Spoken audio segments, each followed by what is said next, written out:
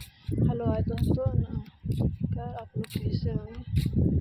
आशा करती हूँ कि आप लोग स्वस्थ होंगे, मस्त होंगे। मेरा तबीयत खराब था तो इसीलिए नहीं बना पाए 2 दिन। आज थोड़ा हल्का हल्का अच्छा है। इतनी गर्मी हो रही है कि गर्मी से बहुत ज़्यादा सर दर्द कर रहा है। आप लोग भी बच के रहिए दोस्तों, कहीं गर्मी में मत जाइए किसी के घर।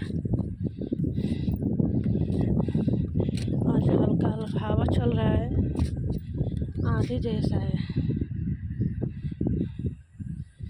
देखिए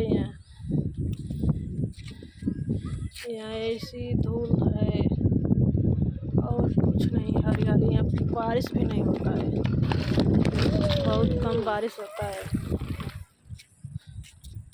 कभी कल के हो जाता तो हो जाता है, ना तो बारिश से नहीं होता है ना। जैसलमेर में कभी नहीं बारिश होता है। जैसलमेर में होता है, रामगढ़ में नहीं होता है।